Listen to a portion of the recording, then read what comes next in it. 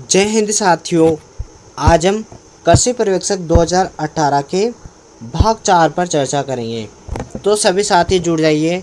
आज प्रत्येक प्रश्न को विस्तार से देखेंगे व उससे संबंधित जितने भी आंसर हैं वह भविष्य में बनने वाले उससे संभावित प्रश्नों को विशेष तथ्यों सहित हल करेंगे। तो साथी बिना समय को व्यर्थ किए हुए हम आज के हमारे पहले प्रश्न पर चलते हैं। अगर आप चैनल पर नए हैं तो चैनल को सब्सक्राइब करना न भूलें व वीडियो को लाइक कर दें। अब हमारा पहला प्रश्न है, जियामेज एवटा का वानस्पतिक नाम है। पहला स्वीट कॉर्न, दूसरा पॉपकॉर्न, तीसरा वैक्सीकॉर्न और चौथा है पॉपकॉर्न। आप मुझे इसका आंसर बताएं कि इसका सही आंसर क्या होगा। जहाँ तक साथियों मैं आपको जियामेज के बारे में कुछ संभावित जानकारी दे देता हूँ।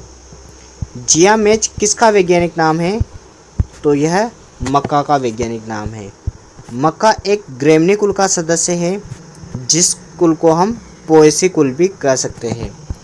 मक्का में गुणसूत्रों की संख्या 20 पाई जाती है और इतने ही गुणसूत्र ज्वार में भी पाए जाते हैं। मक्का एक C4 पादप है जो कि मोस्ट इम्पोर्टेंट है। ये आप ध्यान रखना, कई बार पूछा गया है। C4 में अन्य कौन कौन आते हैं? ज्वार, मक्का, बाजरा, गन्ना। ये आप ध्यान रखना। एक चौलाई भी है, ठीक। और मक्का का उत्पत्ति स्थान भी याद रखना। मक्का का उत्पत्ति स्थान मेक्सिको है। ये भी आप ध्यान रखना साथियों। ये मक्का की कुछ सामान्य जानकारी थी। अब मैं आपको कुछ इसकी महत्वपूर्ण जानकारी बता देता हूँ। क्या है साथियों, मक्का को उसके दाने के आकार, आकृति व संरचना के आधार पर 7 भागों में विभक्त किया हुआ है। 4 यहाँ पर दे रखे हैं, 3 मैं आपको बता दूंगा और आप मुझे इसका सही आंसर बताएं कि इसका सही आंसर क्या होगा। जियामेज एवटा का वानस्पतिक नाम है, तो इसका सही आंसर है वह है पॉपकॉर्न। का वैज्ञानिक नाम क्या है? जियामेज एवटा। ठीक है साथियों, अब देखो इन सभी के वैज्ञानिक नाम भी हम यहाँ पर देख लेते हैं कि किसका क्या वैज्ञानिक नाम है, उस पर भी हम यहाँ पर चर्चा कर लेते हैं। जियामेज एवटा पॉपकॉर्न का है। तो स्वीट कॉर्न का क्या है? तो जियामेज सेकेराटा। जियामेज सबके आगे लगेगा तो मैं वो नहीं लिखूँगा, यहाँ पर लिख देता हूँ सेकेराटा। स्वीट से याद रख लेना, स्वीट मेज का या स्वीट कॉर्न का सेकेराटा है। वैक्सीकॉर्न का वैज्ञानिक नाम है जियामेज सेरेटिना। और सॉफ्ट कॉर्न, जिसे हम फ्लोर कॉर्न भी कह सकते हैं, आटा निर्माण के लिए काम आता है, जियामेज एमाइलेशिया इसका वैज्ञानिक नाम है। और बाकी जो बचे हैं वो भी आपको बता देते हैं कि कौन कौन से बचे हैं। 5वां हो गया डेंट कॉर्न, 6ठा हो गया फ्लिंट कॉर्न और 7वां हो गया पोड कॉर्न। आपको ऐसे ही याद रखना है। डेंट कॉर्न का वैज्ञानिक नाम क्या है? तो आप याद रखना इसके वैज्ञानिक नाम में भी डेंट आएगा, इंडेंटाटा। इंडेंटाटा, देखो डेंट आया है यहाँ पर, तो आप याद रखना। फ्लिंट कॉर्न का याद रखना इंडोराटा इसका वैज्ञानिक नाम है। जियामेज सबके आगे लगाना है। और पोड कॉर्न का है जियामेज टूनिकाटा। ये इन 7 के वैज्ञानिक नाम हैं जो आप याद रखना। और इनका कुछ कुछ भाग मैं आपको बता देता हूँ।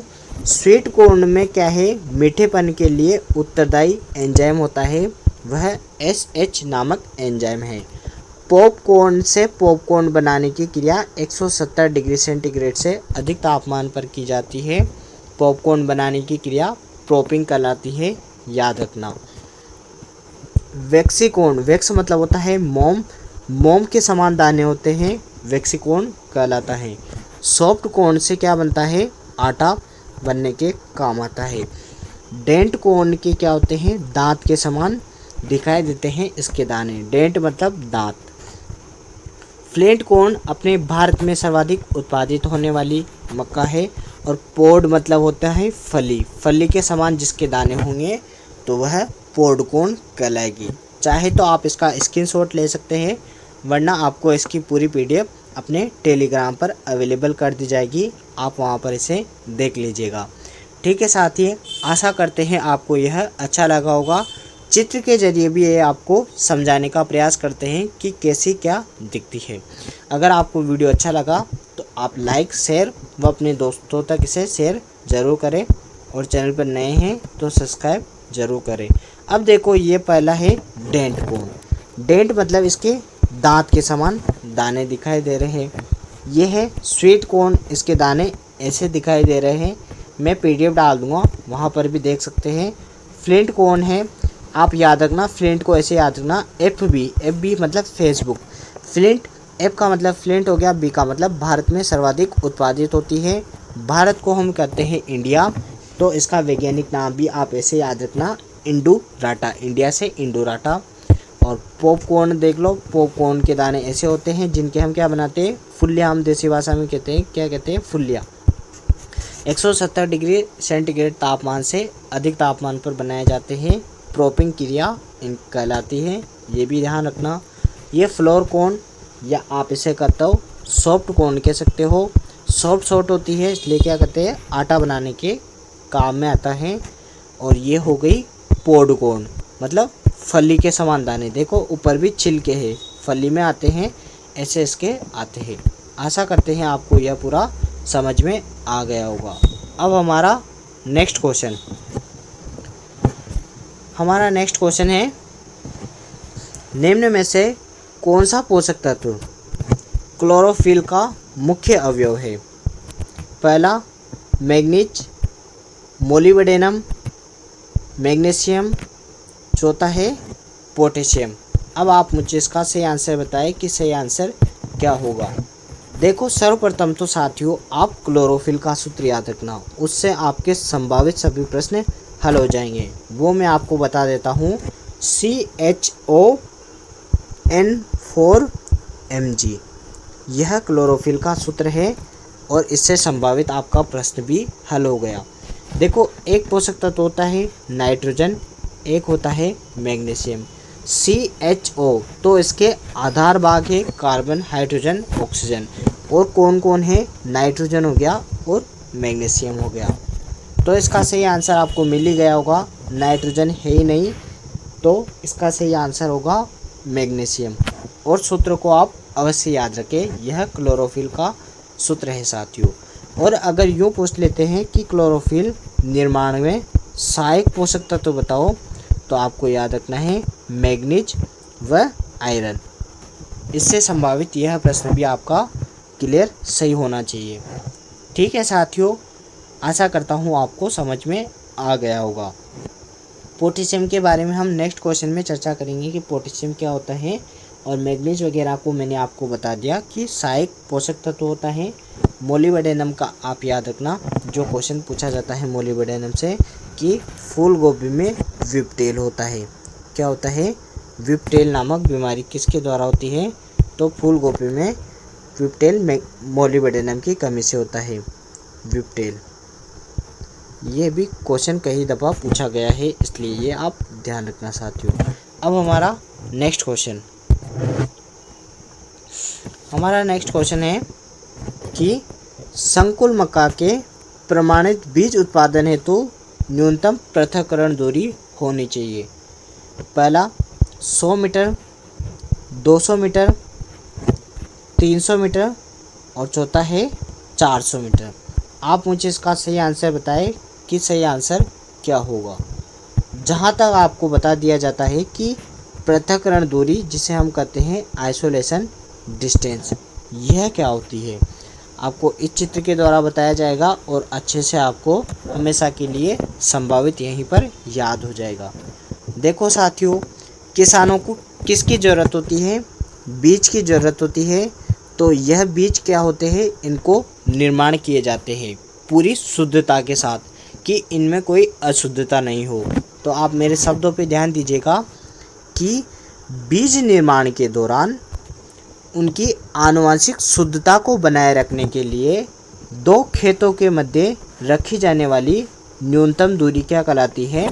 तो वह पृथक्करण दूरी या आइसोलेशन डिस्टेंस कहलाती है। आशा करता हूँ आपको समझ में आ गया होगा कि क्या कर रहे हैं। ये खेत 1 है, ये खेत 2 है। तो दो खेतों के मध्य बीज निर्माण के दौरान उनकी आनुवंशिक शुद्धता को बनाए रखने के लिए आवश्यक न्यूनतम दूरी ही पृथक्करण दूरी कहलाती है।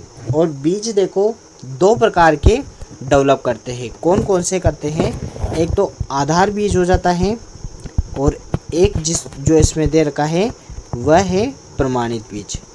बीज कई प्रकार के होते हैं, मैंने आपको बताया है। केंद्रक, प्रजनक, आधार, प्रमाणित व पंजीकृत। ये मैंने आपको ट्रिक के जरिए याद करवाया हुआ है।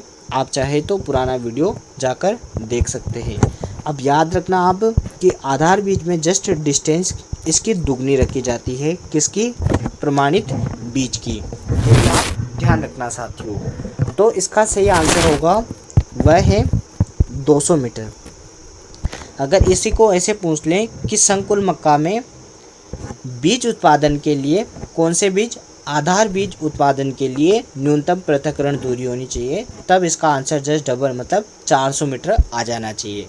आशा करते हैं आपको समझ में आया होगा।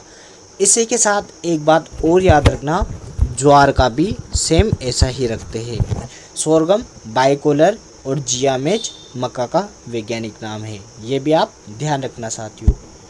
आशा करते हैं आपको समझ में आया होगा। और यह हमारा आज का मोटिवेशनल कोड है कि हाथ बांधे क्यों खड़े हो, हादसों के सामने, हाथ से कुछ भी नहीं है हौसलों के सामने। तो ये बात आप अवश्य ध्यान रखें कि अपने हौसलों को हमेशा बुलंद रखें, मेहनत करते रहिए, सफलता एक दिन आपके कदम जरूर चूमेगी। ये हमारा नेक्स्ट क्वेश्चन, हमारा क्वेश्चन है अवनालिका सरण की बढ़ती अवस्था है। पहला रील सरण, दूसरा बौछार सरण, तीसरा परत सरण व चौथा है वायु सरण। आप मुझे इसका सही आंसर बताएं कि इसका सही आंसर क्या होगा। जहाँ तक साथियों मैं आपको देखो एक चित्र के जरा इसको बताता हूँ, उससे पहले आपको बता देते हैं कि सरण जिसे हम कहते हैं इरोजन, इरोजन व सरण क्या होता है, यह सर्वप्रथम हम देख लेते हैं। जैसे ये मृदा हो गई साथियों, अब क्या है, मृदा का एक स्थान से दूसरे स्थान पर जाना क्या कहलाता है? सरण या इरोजन कहलाता है। अगर यह जल के द्वारा जाएगी तो इसे जल सरण कहेंगे, और अगर यह चीज़ वायु के द्वारा गई तो इसे वायु सरण या एयर इरोजन कहेंगे। आशा करते हैं आपको समझ में आ गया होगा। अब देखो वायु सरण की क्या अवस्था है, जल सरण की। तो सर्वप्रथम हम यह देखते हैं कि अवनालिका सरण जल सरण की अवस्था है या वायु सरण की। तो वायु सरण में देखो एक आता है निलंबन, उच्छलन व सतह सर्पण। तो यह इसकी नहीं है। अब यह किसकी है? तो यह जल सरण की अवस्था है। वह भी हम यहाँ देख लेते हैं कि और कौन कौन सी अवस्था जल सरण में पाई जाती है। तो देखो आपको चित्र के द्वारा बताता हूँ कि जैसे साथियों ये हमारा एक चित्र है। ये देखो साथियों चित्र है, इसमें क्या है, पहला है स्प्लेश जिसे हम क्या कहेंगे? बौछार सरण। तो यह पहली स्टेज है। इसके बाद आती है दूसरी, इसे हम परत कह दे या फिर इसको हम अवनालिका कह दे। और आपको ध्यान रखना है यह सबसे घातक होती है, इसे साइलेंट पॉइजन भी कहा जाता है व किसान की मृत्यु भी इसी को कहा जाता है। ये भी आप ध्यान रखना साथियों। किसे कहते हैं? सीट इरोजन को, किसान की मृत्यु। अभी आपको सब कुछ बता दिया जाएगा। और देखो इसकी तीसरी स्टेज होती है, वह होती है रिल, और चौथी होती है गली। रिल को हम क्या कह सकते हैं? नाली कह सकते हैं। और गली जो आपको दिख ही रही होगी। और इसकी पांचवी स्टेज होती है, वह होती है खाड़िया या रेवाइंस हम इसे कह सकते हैं। अब देखो क्या होता है साथियों, जैसे छोटे छोटे बौछार के रूप में अगर जल का इधर उधर जाना होगा या जल का सरण होगा तो उसे हम बौछार या स्प्लैश इरोजन कहेंगे।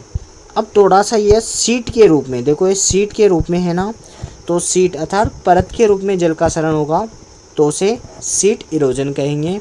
और ये देखो ये छोटी छोटी नालियों अर्थात रिल के रूप में होगा तो इसे रिल इरोजन कहेंगे। और अगर ये रूप थोड़ा बड़ा हो गया, ये देखो ये, तो इसे हम क्या कहेंगे, गली इरोजन कहेंगे, थोड़ा बड़ा रूप। ठीक, अगर बड़ा इससे भी बड़ा हो जाता है तो उसे हम खाडिया या रेवांस कहेंगे।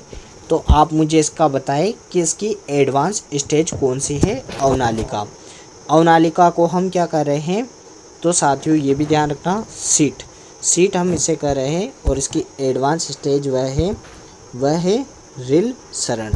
ये आपको ध्यान रखना है। और आशा करते हैं इससे संभावित जितने भी प्रश्न बनते होंगे इरोजन से वो आपके यहाँ पर हल हो गए होंगे। और जब भी वायु सरण का क्वेश्चन आएगा तो वहाँ पर आपको उसका पूरा विस्तार बता दिया जाएगा। ठीक है साथियों, इसका आंसर रिल सरण, अवनालिका व परत को हम क्या कहते हैं, सीट। इसे किसान की मृत्यु व साइलेंट पॉइजन, ये आया हुआ क्वेश्चन है। अब हमारा नेक्स्ट क्वेश्चन, हमारा क्वेश्चन है वह पोषक तत्व जो स्टोमेटा की गति और पौधों की कोशिकाओं को स्फीत को बनाए रखता है। स्फीत क्या होता है अभी आपको चित्र के द्वारा बता दिया जाएगा। पहला फास्फोरस, गंधक, पोटेशियम और चौथा है मैग्नीशियम। कौन सा पोषक तत्व है जो पौधे के स्टोमेटा की गति और पौधों की स्फीत को हम कहते हैं ट्रिगर। क्या कहते हैं, ट्रिगर प्रेशर हम कहते हैं। ये आप ध्यान रखना। देखो आपको चित्र के द्वारा बताते हैं कि ये तो क्या है, ये तो खुला हुआ पुष्प है और ये बंद पुष्प है, क्लोज फ्लावर, ये ओपन फ्लावर। अब देखो क्या है साथियों, जैसे जल वगैरह, जल व अन्य तत्व क्या है, अगर पुष्प के अंदर गए तो वह क्या हो गया, वह खुल गया। और अगर इनका बाहर निष्कासन हुआ तो क्या हो गया, पुष्प बंद हो गया। तो देखो जल की गति पर भी डिपेंड कर रहा है, या हम यूँ कह सकते हैं कि ऐसा पोषक तत्व जो रंध्रों को खोलने व बंद करने में सहायक होता है, वह पोषक तत्व ही क्या कहलाता है, वही पौधों की स्फीत को बनाए रखने के कार्य करता है। ऐसे हम कह सकते हैं, या यूँ कह सकते हैं जो पोषक तत्व जल संतुलन का कार्य करता है वही क्या करता है, वही पुष्पों को खोलने व बंद करने का कार्य भी करता है। आशा करते हैं अब आपको इसका आंसर आ गया होगा कि ऐसा कौन सा पोषक तत्व है जो जल की गति व रंध्रों को खोलने मिलने का काम करता है। तो वह है पोटेशियम पोषक तत्व K+। ये आपको ध्यान रखना है। और यह इसके साथ साथ में क्या करता है, प्रतिरोधकता भी बढ़ाता है साथियों, ये भी आप ध्यान रखना। और जैसे फास्फोरस हो गया, फास्फोरस क्या करता है, ATP व ADP का निर्माण करता है, एडिनोसिन ट्राइफास्फेट।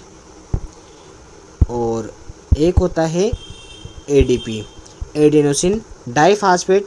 इसी के साथ साथ यह क्या करता है, यह DNA RNA का भी मुख्य अंग है जो इसका निर्माण करते हैं, इसलिए इसको क्या करते हैं, जीवन की कुंजी।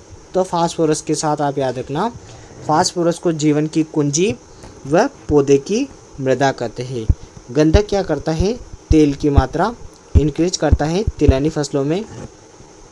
मैग्नीशियम को आपको बता दिया कि पर्णहरित का मुख्य अवयव क्या है, तो वह मैग्नीशियम है।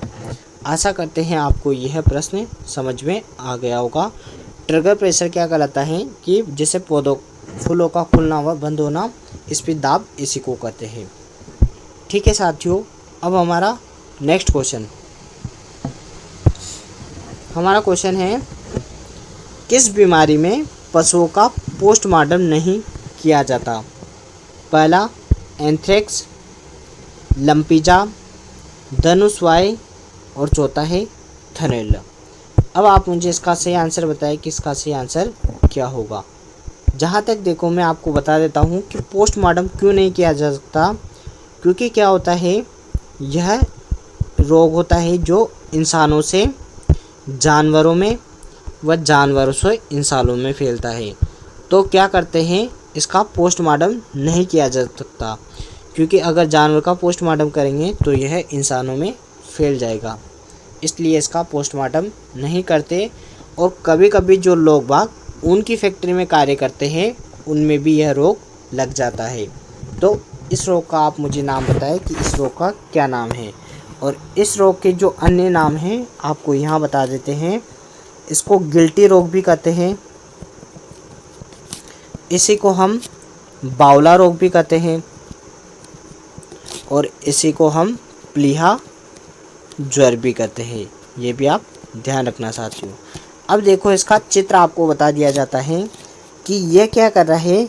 यह इंसानों के द्वारा जानवरों में व जानवरों के द्वारा इंसानों में फैल रहा है। तो इस रोग का क्या नाम है, द एंथ्रेक्स साइकिल, मतलब यह एंथ्रेक्स बीमारी है। जो कि सही हमारा आंसर है वह कौन सा है, तो पहला हमारा सही आंसर है। और इसको अन्य नाम भी आप याद रखना, जीवाणु जनित है, ये याद रखना, गिल्टी, बावला व प्लीहा ज्वर, ये भी आप ध्यान रखना साथियों। तो आपको इसका साइकिल बता दिया, ऐसे होता है साइकिल, इसलिए इसका पोस्टमार्टम नहीं किया जा सकता। आप थनैला को भी याद रखना, मेस्टाइटिस कहते हैं जीवाणु के द्वारा यह बीमारी भी होती है। थनैला का अभी नेक्स्ट क्वेश्चन आएगा, आपको वहाँ पर विस्तार से बता दिया जाएगा।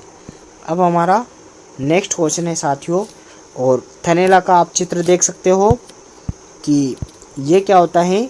ये पशु के आयन या स्तन पर होता है। इससे क्या होता है, आर्थिक नुकसान होता है। पशु मरता तो नहीं है, किंतु आर्थिक नुकसान काफ़ी ज़्यादा होता है। ये दुग्धारू फसलों में, जानवरों में होता है।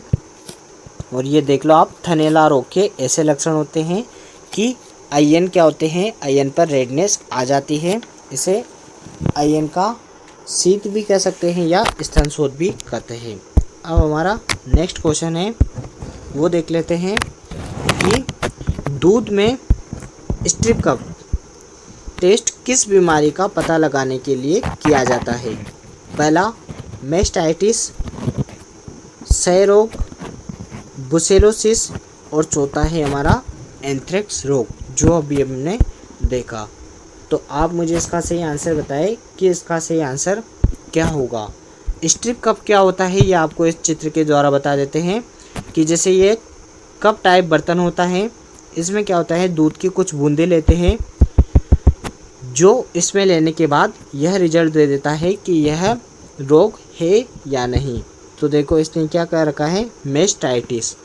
तो इसका सही आंसर होगा वह है हमारा मेस्टाइटिस।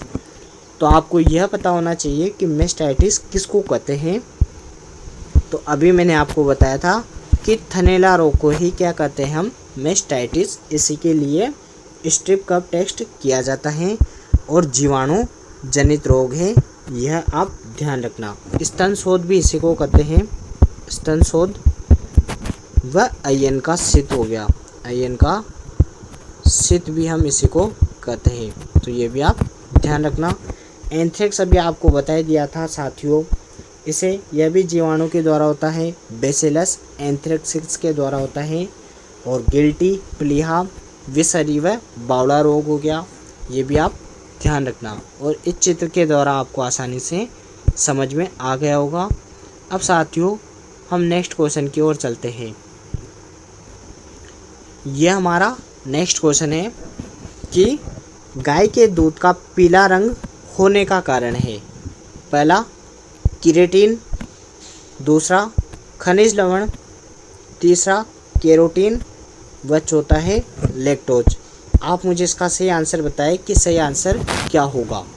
जहाँ तक आप याद रखना, अगर गाय के दूध का सफ़ेद रंग पूछ लिया जाता है तो आपको अवश्य याद रखना वह होता है केसिन प्रोटीन के कारण। और दूध का 80% ही केसिन प्रोटीन रहता है, ये भी आप ध्यान रखना। अब आप मुझे बताओ कि पीला रंग किसके द्वारा होता है।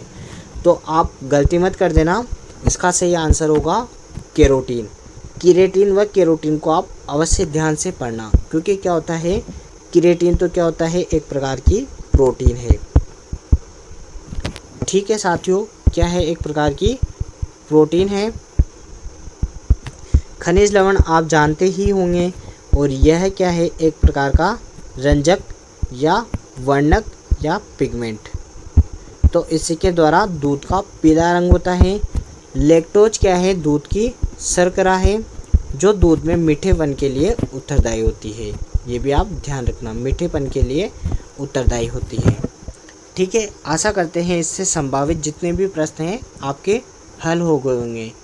अब हमारा नेक्स्ट क्वेश्चन, हमारा क्वेश्चन है साथियों, राष्ट्रीय डेयरी अनुसंधान संस्थान स्थित है करनाल, बरेली, पंतनगर व बीकानेर। आप मुझे इसका आंसर बताएं। जहाँ तक मैं आपको बता देता हूँ, इसको हम कहते हैं national dairy research institute, NDRI। अब शायद ये क्वेश्चन आपके लिए आसान हो गया होगा। आप मुझे इसका सही आंसर बताएं कि सही आंसर क्या होगा। जहाँ तक साथियों मैं आपको बता देता हूँ, दूध से संबंधित कुछ संस्थान जो आपको याद रखने हैं। एक होता है NDDB, national dairy development board. यह कहाँ पर है, तो यह गुजरात में है। गुजरात में भी अगर पूछ लिया जाता है तो यह आनंद गुजरात में है। इसकी स्थापना 1965 में हुई। मोस्ट इम्पोर्टेंट पूछा गया प्रश्न, यह आपको ध्यान रखना। दूध से संबंधित क्रांति, श्वेत क्रांति, डॉक्टर वर्गीस कुरियन इसके पितामह, वो भी आप ध्यान रखना। उनका उद्देश्य था ऑपरेशन फ्लड, अर्थात दूध के क्षेत्र में बाढ़ लाना। तो इसका सही आंसर बताओ क्या होगा। इसका सही आंसर है करनाल, हरियाणा में। ये आप अवश्य ध्यान रखना। करनाल में एक सोयल सैलिनिटी अनुसंधान संस्थान भी है, वो भी आप ध्यान रखना साथियों। बरेली, इज्जतनगर, बरेली यूपी में क्या है, तो इंटरनेशनल IVRI, ये आप ध्यान रखना। क्या है, इंडियन वेटेनरी रिसर्च इंस्टीट्यूट, भारतीय पशु चिकित्सालय अनुसंधान केंद्र, बरेली यूपी में है। पंतनगर में हमारा पहली यूनिवर्सिटी खुली थी, और बीकानेर में खजूर अनुसंधान संस्थान है साथियों। ये बातें भी आप ध्यान रखना। एक देखो, एक अनुसंधान और पूछा जाता है दूध से संबंधित, वो मैं आपको बता देता हूँ। वो उसके डेट आप अवश्य याद रखना। वह है भारतीय डेयरी निगम। ये भी आप अवश्य ध्यान रखना। ये कब था, तो यह 13 जनवरी 1970 में ओपन हुआ था। ये बात आप ध्यान रखना साथियों। ये अच्छी क्वेश्चन पुटअप करता है। और प्रतिदिन प्रति व्यक्ति 280 ग्राम दूध आवश्यक है। देखो, आपको इसका फ़ोटो बता देते हैं, आपकी मेमोरी लंबे समय तक बनी रहे। यह है राष्ट्रीय डेयरी अनुसंधान संस्थान, जिसको हम कह रहे हैं national dairy research institute, Karnal, Haryana में। ठीक है साथियों, अब हमारा नेक्स्ट क्वेश्चन, यह हमारा नेक्स्ट क्वेश्चन है कि दूध में उपस्थित वसा का परीक्षण किस विधि के द्वारा किया जाता है। वसा की जगह ये हमें फैट के दे, ऑयल के दे या चर्बी के दे, तो भी आपको कंफ्यूज नहीं होना कि वसा में कितनी चर्बी होती है, किसके द्वारा इसका परीक्षण किया जाता है, फैट या ऑयल। पहला हंसा परीक्षण, दूसरा गर्बर विधि, तीसरा स्ट्रिपिंग, और चौथा है नकलिंग। आप मुझे इसका आंसर बताएं। जहाँ तक देखो, इस विधि से संबंधित जो क्वेश्चन पेपर में पूछे गए वो मैं आपको बता देता हूँ कि इस परीक्षण में दूध की कितनी मात्रा लेते हैं, तो वो आपको अवश्य याद होनी चाहिए। 10.75 ml या 10.75 ml दूध की मात्रा रखी जाती है। और क्या लेते हैं, H2SO4 की मात्रा कितनी लेते हैं, तो 10 ml H2SO4 की मात्रा लेते हैं। और एक और कंटेंट लेते हैं, उसका नाम है इथाइल एल्कोहल, और इसकी कितनी मात्रा लेते हैं वो भी आपको यहाँ बता देते हैं। तो इसकी 1 ml मात्रा काम में लेते हैं ये चित्र के द्वारा आपको बता देते हैं। देखो, ये एक यंत्र होता है जिसको हम क्या कहते हैं, अपकेंद्रण या सेंट्रीफ्यूगल मशीन। ये इलेक्ट्रोमीटर के द्वारा इसकी वसा की मात्रा नाप ली जाती है। और ये कौन सी विधि है, तो यह गर्बर विधि है। और इसमें क्या होता है, 1100 पर मिनट की दर से क्या हो, इसको घुमाया जाता है। 1100 चक्कर पर मिनट की दर से 5 मिनट के लिए इसको घुमाया जाता है। तो इसमें क्या होता है, वसा का परीक्षण हो जाता है। तो यह विधि कौन सी है, गर्बर विधि। आशा करता हूँ आपको समझ में आ गया होगा। अगर हंसा परीक्षण के बारे में पूछ लिया जाता है तो गाय व भैंस के दूध में मिलावट के बारे में यह पता लगाता है। ये भी आप ध्यान रखना। गाय व भैंस के दूध को की मिलावट का पता किसके द्वारा लगता है, तो वह हंसा परीक्षण है। ठीक है साथियों, और ये चित्र भी आपको और इसकी PDF आपको अपने टेलीग्राम व्हाट्सएप ग्रुप पर मिल जाएगी। तो आप वहाँ जुड़ जाइए, वहाँ पर आप इसे अच्छे से देख सकते हैं। अब हम नेक्स्ट क्वेश्चन पर चलते हैं। हमारा नेक्स्ट क्वेश्चन है, भेड़ के समागम की क्रिया कहलाती है। समागम कह दो या संभोग कह दो, एक ही बात है। तो इसकी क्रिया क्या कहलाती है वो आप मुझे बताएं। सर्विंग, टपिंग, कवरिंग और कपलिंग। कहीं मोस्ट इम्पोर्टेंट क्वेश्चन है, पहले भी कई दफ़ा पूछा गया है। सर्विंग किस किस में करते हैं वो आपको बता देते हैं। गाय, भैंस, बकरी व कुक्कुट। इनकी संभोग या समागम की क्रिया क्या कहलाती है, तो वह सर्विंग कहलाती है। और इसका सही आंसर है वह है टपिंग। ये पहले भी क्वेश्चन आया है, ये आप ध्यान रखना, मोस्ट इम्पोर्टेंट। क्योंकि भेड़ के समागम की क्रिया टपिंग, या इसको हम क्या कर सकते हैं, टूपिंग। कभी टपिंग नहीं आए तो टूपिंग भी आप ध्यान रखना। ठीक है, अब हम नेक्स्ट क्वेश्चन की ओर चर्चा करते हैं। ये हमारा नेक्स्ट क्वेश्चन अविकालीन नस्ल है बकरी की, भेड़ की, गाय की व सूअर की। आप मुझे इसका आंसर बताएं। अविकालीन व अविवस्त्र एक ही पशु की नस्ल है, ये भी आप ध्यान रखना। अविकालीन और अविवस्त्र एक ही पशु की नस्ल है। और अविकालीन का उद्भव कैसा हुआ वो आपको बता देते हैं। मालपुरा नस्ल का नर व मेरिनो की मादा से इसका उद्भव हुआ, ये भी आप ध्यान रखना। मेरिनो का नर है और मालपुरा का क्या है, मालपुरा की मादा है। ये आप ध्यान रखना, क्या है, मालपुरा की मादा है साथियों, और मेरिनो का नर। ठीक है, ये आपको ध्यान रखना है।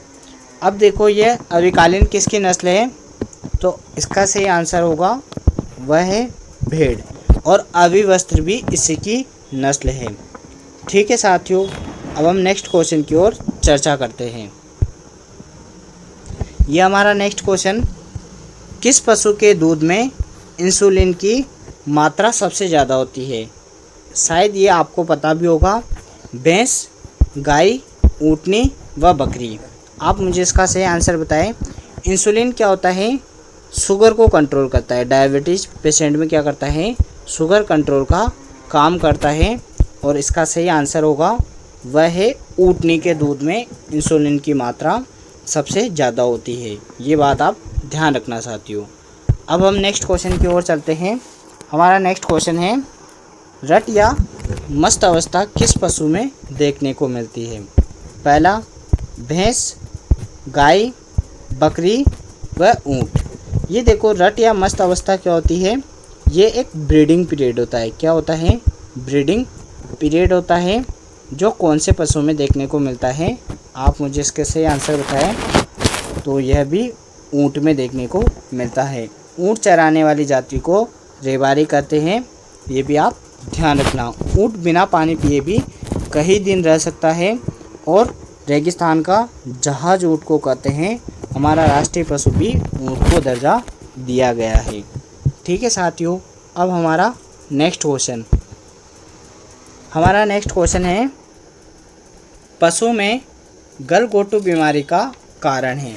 गलघोटू बीमारी का प्रमुख कारण क्या है वो आप मुझे बताएं। और आप एक बात अवश्य याद रखना, इसको HS भी कहते हैं, हेमोसेलिया सेप्टिसिमिया।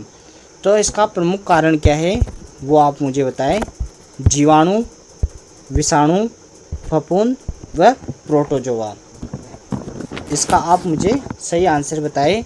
जहाँ तक देखो ये जीवाणु, विषाणु, फफूंद द्वारा, इनके द्वारा जो भी रोग फैलते हैं उनको मैं आपको यहाँ पर क्लियर करा देता हूँ कि जीवाणु के द्वारा कौन कौन से रोग फैलते हैं। आप इन फ्यूचर कभी इसको गलत नहीं करोगे। देखो, जीवाणु के द्वारा एक तो एंथ्रेक्स रोग फैलता है, ये आप ध्यान रखना। एंथ्रेक्स वही है जिसका पोस्टमार्टम नहीं किया जाता। गलघोटू, जिसे HS के नाम से याद रखना आप, गला गुड़ जाता है, घुरका भी कहते हैं क्योंकि जोर जोर से सांस लेता है पशु, तो इसे घुरका भी कहते हैं।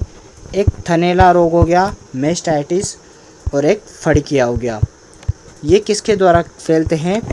तो यह रोग जीवाणु के द्वारा फैलते हैं। अब देखो, विषाणु के द्वारा कौन कौन फैलता है वो देख लेते हैं। विषाणु के दो या वायरस के दो। तो विषाणु के द्वारा एक तो हो गया रिडरफेस्ट, जिसे हम पशु फ्लैग कहते हैं। एक FMD मतलब फुट एंड माउथ डिजीज, खुर पका हुआ मुंह पका रोग हो गया। एक रानी खेत हो गया। रानी खेत भी विषाणु के द्वारा होता है, जो मुर्गियों में होता है। एक चेचक, यह भी क्या होता है? विषाणु के द्वारा होता है। और देखो, प्रोटोजोआ के द्वारा कौन कौन से होते हैं वह हम देख लेते हैं। प्रोटोजोआ, तो प्रोटोजोआ के द्वारा जो रोग होते हैं वह हम देखते हैं। पहला है चीचड़ी रोग, चीचड़ी ज्वर। और एक होता है साथियों, वह कौन सा है? तो खूनी पेचिश। खूनी पेचिश भी किसके द्वारा होता है? वह भी प्रोटोजोआ के द्वारा होता है। और क्या होता है साथियों, कभी कभी कोई पोषक तत्व वगैरह या किसी मिनरल्स वगैरह, जल वगैरह की कमी के कारण अगर रोग हो जाते हैं तो उसे हम कहते हैं उपापचयी रोग। तो उपापचयी रोग में कौन सा रोग पढ़ेंगे हम? तो इसका एकमात्र रोग है वह है मिल्क फीवर। और मिल्क फीवर के बारे में आप एक बात याद रखना कि ऐसा रोग जिसमें सामान्यतः शरीर का तापमान सामान्य तापमान से भी कम हो जाता है, मिल्क फीवर कहलाता है। एक होता है वर्षा वाले रोग, वर्षा काल में हो जाते हैं। और इनके रोग के लिए क्या करते हैं? वर्षा काल से पहले इनका टीका लगाते हैं। वह देख लो, एक तो लंगड़ी ज्वर हो गया और एक हो गया रानीखेत। ये दोनों रोग वर्षा के द्वारा होते हैं। अब आप मुझे बताओ कि गलघोटू किस में आ रहा है? तो जीवाणु के द्वारा होता है। आप चाहे तो उसका स्क्रीनशॉट खींच लेना, मैं अभी आपको समय दे दूंगा, चाहे तो आप इसका देखो स्क्रीनशॉट खींच सकते हो। ये सारों का ये मैंने छोटा कर दिया। और आपको इसकी PDF पूरी की पूरी ऐसी की ऐसी ही अपने टेलीग्राम व व्हाट्सएप चैनल पर मिल जाएगी। आप चाहे तो वहाँ से इसे डाउनलोड कर लीजिएगा। याद रखना, जीवाणु एंथ्रेक्स के द्वारा, एंथ्रेक्स जीवाणु के द्वारा गलघोटू, थनैला व फड़किया। विषाणु के द्वारा रिडरफेस्ट हो गया, जिसे हम क्या कहते हैं? पशु फ्लैग। FMD खुर पका मुंह पका, रानीखेत व चेचक विषाणु के द्वारा। प्रोटोजोआ के द्वारा चिचड़ी ज्वर हो गया, खूनी पेचिश हो गया। उपापचय जो कोई पोषक तत्व वगैरह की कमी से होता है, उपापचय कहलाते हैं। मिल्क फीवर कैल्शियम की कमी से वर्षाकालीन रोग हो गया, वह लंगड़ी रानीखेत हो गया। ठीक है साथियों, गलघोटू कैसा होता है आपको चित्र के द्वारा बता देते हैं। ये देखो, इस पशु का क्या हो गया? ये गला घुट गया, इसे हम क्या कहेंगे? घुरखा। क्या होता है, अब गला घुट जाता है इनका, तो यह ज़ोर ज़ोर से सांस लेते हैं, तो इससे घुर घुर की आवाज़ आती है, तो इसे हम क्या कहेंगे? घुरखा रोग भी कहेंगे। ये देखो, ये चित्र बताया हुआ है कि इनका क्या है? गला घुट जाता है, जीवाणु के द्वारा होता है। इसका जीवाणु का नाम भी अगर पूछ ले तो पास्चुरेला नामक जीवाणु के द्वारा यह होता है। ठीक है साथियों, अब हमारा नेक्स्ट क्वेश्चन, हमारा क्वेश्चन है दुग्ध बुखार, जिसे हम क्या करते हैं मिल्क फीवर, बीमारी का कारण है। वह बीमारी किसके द्वारा होती है? पहला जीवाणु, विषाणु, प्रोटोजोआ व उपापचयी। अभी मैंने जस्ट थोड़ी देर आपको पहले बताया कि किसके द्वारा होता है। मिल्क फीवर ऐसी बीमारी है जिसमें सामान्यतः शरीर का तापमान अपने तापमान से कम हो जाता है, कैल्शियम की कमी से होता है और किसी पोषक तत्व की कमी का रोग क्या कहलाएगा? उपापचयी रोग कहलाएगा। अभी आपको सारे रोग बता दिए गए। अब देखो ये हमारा नेक्स्ट क्वेश्चन वही पूछा कि FMD मतलब फुट एंड माउथ डिजीज किसके द्वारा होता है? विषाणु, जीवाणु, प्रोटोजोआ, उपापचयी। आपके सारे रोग यहाँ पर मैंने कंसेप्ट क्लियर कर दिए थे। यह विषाणु या वायरस के द्वारा होता है, जो मैंने अभी आपको थोड़ी देर पहले आपको बता दिए। और ये कैसा होता है ये आपको बता देते हैं। देखो ये क्या है, इनके आयन वगैरह पे क्या होते हैं? छाले हो जाते हैं, मुंह में छाले होते हैं, चाटते हैं तो इसके मुंह व जीभ पे भी छाले हो जाते हैं, पैर व खुर पर छाले हो जाते हैं। इसको क्या कहते हैं? Foot and mouth disease. तो इसके पूरे शरीर पर क्या होते हैं? छाले हो जाते हैं। यही खुर पका मुंह पका बीमारी कहलाती है। और कई बार क्वेश्चन आया है किसके द्वारा होते हैं? तो विषाणु के द्वारा। आप अवश्य याद रखना। अब नेक्स्ट क्वेश्चन पर चलते हैं, उससे पहले मोटिवेशनल कोड देख लेते हैं। क्या है मोटिवेशनल कोड? अगर ख्वाहिश कुछ करने की है, अगर ख्वाहिश कुछ करने की है तो दिल और दिमाग के बीच बगावत लाजमी है, क्योंकि आपके बीच पॉजिटिविटी हमेशा होनी चाहिए। और सफलता के कदमों को आप जब भी जाएंगे तब आपके अंदर पॉजिटिविटी होगी व सेल्फ मोटिवेशन होगा। दिमाग व दिल के बीच बगावत लाजमी है। अब हमारा नेक्स्ट क्वेश्चन है निम्न में से कौन सी गाय की नस्लें भारवाहक के रूप में जानी जाती है? पहला राठी, साहिवाल, गिर व नागौरी। इसका सही आंसर क्या होगा आप मुझे बताएं। जहाँ तक देखो क्या होता है, गाय की नस्लों को उनकी कार्य क्षमता के आधार पर 3 भागों में विभक्त किया गया। पहली दुग्धारू,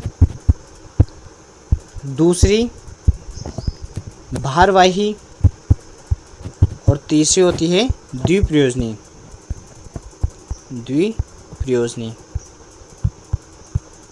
अब क्या होता है साथियों, जो गाय की नस्लें दूध अच्छी मात्रा में अधिक मात्रा में देती है दुग्धारू नस्लें कहलाती है। जो भार के वहन के लिए काम आती है भारवाहक, और जो दोनों काम कर लेती है द्विप्रयोजनी कहलाती है। और आप इस गाय से अच्छे से भली भांति परिचित होंगे। नागौरी गाय के नस्ल के बैल हमेशा भार वहन का काम करते हैं। आपको चित्र के द्वारा बताएंगे। राठी के बारे में बता देते हैं। राजस्थान की कामधेनु राठी को कहते हैं। राठ प्रदेश इसका उत्पत्ति स्थान है। साहिवाल के बारे में बता देते हैं। साहिवाल का दूध क्या होता है? मीठा होता है, ये आप ध्यान रखना। और सर्वाधिक दूध देसी गायों में भी साहिवाल देती है, ये भी आप ध्यान रखना। और भी अन्य बातें हैं, सर्वाधिक मीठा दूध होता है, ये लैक्टोज की मात्रा भी सर्वाधिक होती है। गिर गाय क्या होती है? गिर गुजरात के जंगल में इसका उत्पत्ति स्थान है, ये भी आप ध्यान रखना। और इसके कान पत्ते के समान लटके हुए रहते हैं। ठीक है साथियों। अब हमारा देखो, आपको नागौरी गाय कैसी रहती है ये देखो। इसकी प्रमुख विशेषता होती है सीधी गर्दन चौड़ी छाती, ये इसकी प्रमुख विशेषता होती है। देखो ये नागौरी गाय के बैल है जो राजस्थान में पाए जाते हैं और भार वहन के लिए सबसे उपयुक्त होते हैं। गाय के लिए भारवाहक नस्ल है और बैलों का काम करती है। आप नागौरी शब्द के पीछे लगा लेना नागौरी बैल। और नागौर के सुहालका क्षेत्र में, कहाँ पर? सुहालका क्षेत्र में इसके शुद्ध किस्म के बैल नस्ल पाई जाती हैं। अब हमारा नेक्स्ट क्वेश्चन देखते हैं कि वयस्क गाय का स्थायी दंत सूत्र है। देखो आप मुझे इसका आंसर बताओ कि क्या आएगा। देखो 4 प्रकार के दांत होते हैं, इंसाइजर, कैनिन, प्रीमोलर व एक होता है मोलर। इसको हम कहते हैं कृंतक, एक होता है रद्नक, एक होता है अग्रचर्णक,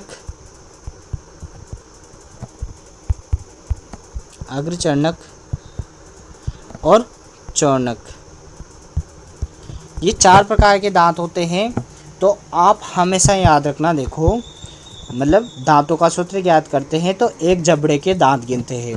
तो अगर आपको स्थायी दांतों के बारे में पूछ लेता है, यहाँ पर बता देते हैं, आपका हमेशा कन्फ्यूजन क्लियर हो जाएगा। स्थायी दांतों के बारे में पूछे या अस्थायी दांतों के बारे में पूछे तो आप अवश्य याद रखें, एक सूत्र याद रखना साथियों। स्थायी दांतों के बारे में पूछें तो 0033 अपॉन 4033 याद रखना, और अस्थायी के बारे में पूछें तो 0030 अपॉन 4030 अवश्य याद रखना। अब ये सूत्र याद रखना, स्थायी दांतों की संख्या क्या होती है, तो स्थायी दांतों की संख्या होती है 32 और अस्थायी दांतों की संख्या होती है 20। देखो काउंट कर लो, 3 3 6 6 6 12 हो गए, 12 4 कितने हो गए 16, 16 को 2 से गुणा करेंगे क्योंकि एक डाढ़ के हैं, दोनों डाढ़ों के करेंगे 32 आ जाएंगे। इधर 3 3 6 हो गया, 6 4 10, 2 से गुणा करेंगे 20 आ जाएंगे। और इसका सही आंसर देखो, स्थायी की पूछी है तो 0033, तो इसका सही आंसर होगा वह है हमारा पहला वाला। देखो 0033 आ रहा है ऊपर और नीचे आ रहा है 4033, यह इसका सही आंसर है। और एक बात आप अवश्य याद रखना, देखो कैनिन दांत तो इसमें होंगे नहीं क्योंकि शाकाहारी जानवरों में कैनिन दांत होते नहीं, यह मांसाहारी जानवरों में होते हैं। ये आप अवश्य याद रखना क्योंकि ये क्या होता है, जीवों वगैरह को फाड़ने के काम आता है, जो कि गाय भैंस भेड़ बकरी में होते नहीं है। अब हमारा नेक्स्ट क्वेश्चन, टोन्ड मिल्क में उपस्थित वसा व एसएनएफ की प्रतिशत मात्रा है 3 व 8.5, 1.5 व 9, 2.5 व 8.7 व 4.5 व 9.5। पहले आपको बता देते हैं टोन्ड मिल्क क्या होता है। तो टोन्ड मिल्क किसे हम क्या कहते हैं, पतला दूध कह सकते हैं। क्या कह सकते हैं, पतला दूध या वसा की मात्रा कम कर दी जाती है, ऐसा दूध क्या कहलाता है, टोन्ड मिल्क कहलाता है। अगर सिंगल टोन्ड की बात कर रहा है, अगर डबल टोन्ड की बात करता तो इसका आंसर सेकंड वाला होता। सिंगल टोन्ड में इसका आंसर क्या होगा, 3 से 8.5। वसा कितनी रहेगी, 3% व एसएनएफ की प्रतिशत मात्रा 8.5 इसमें होगी। डबल टोन्ड की बात करता तो इसका आंसर क्या हो जाता है, सेकंड वाला। ये भी आप ध्यान रखना, डबल टोन्ड की बात करता तो। ठीक है साथियों, आशा करते हैं आपको यह प्रश्न समझ में आया होगा। 3 व 8.5 इसकी प्रतिशत मात्रा रखी जाएगी। अगर साथियों आपको वीडियो अच्छा लगा तो आप वीडियो को लाइक करें, अपने दोस्तों तक इसे शेयर ज़रूर करें। चैनल पर नए हैं तो सब्सक्राइब करना न भूलें। वीडियो कैसा लगा कमेंट बॉक्स में कमेंट करके ज़रूर बताएं। और आप हमारे चैनल HO स्टडी ग्रुप आपका लक्ष्य हमारा उद्देश्य के साथ जुड़ जाइए। किसी भी प्रकार की अगर लेटेस्ट न्यूज़ आती है या नोटिफिकेशन आती है, आपको हमारे चैनल पर बता दी जाएगी, आपको इन्फॉर्म कर दिया जाएगा। इसी के साथ साथियों में अलविदा लेना चाहूँगा। जय हिंद, जय भारत।